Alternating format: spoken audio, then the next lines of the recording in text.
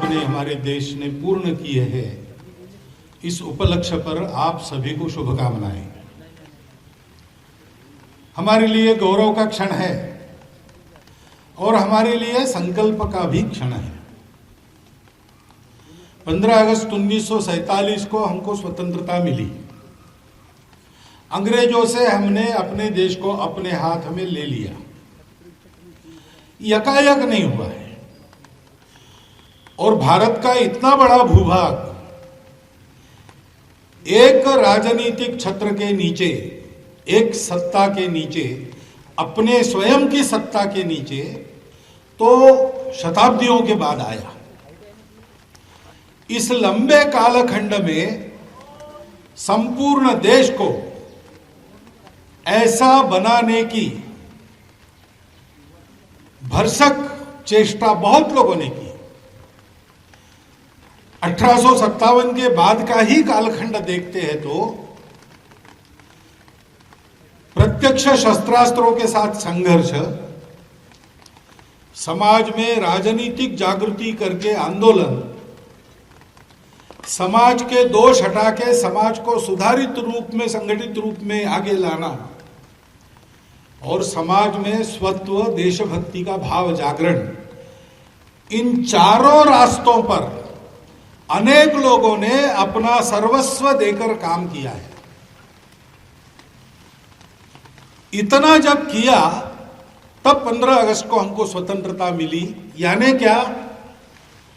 तो हम अपने देश को अपने मन के अनुसार बनाए, अपने समाज की उन्नति के लिए, अपने समाज की आकांक्षाओं की पूर्ति के लिए हम अपने लिए अपने देश को बड़ा बनाए।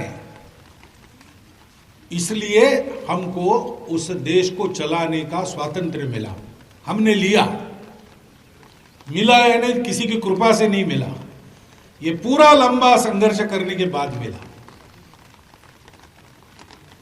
अब वो तंत्र तो हमको मिल गया, लेकिन उसको स्वतंत्र बनाना है। उसकी प्रक्रिया भी तब से शुरू हो गई। स्वतंत्र बनाने में अनेक बातें रहती है।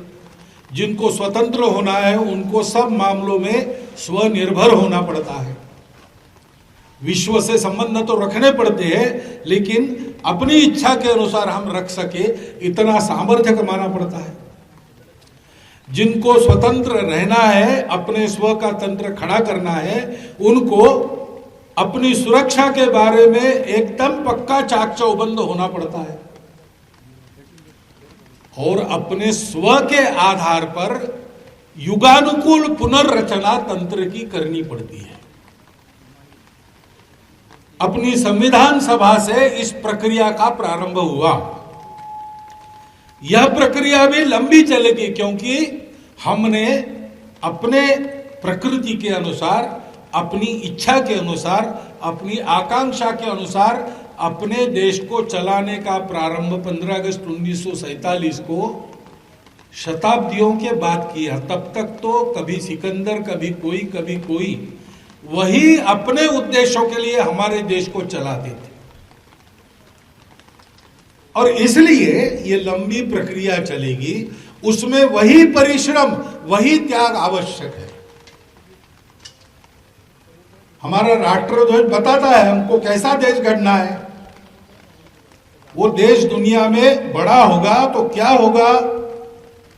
तो वो अन्य लोगों पर राज्य नहीं करेगा, डंडा नहीं चलाएगा, वो तो अपने त्याग से दुनिया को गढ़ेगा।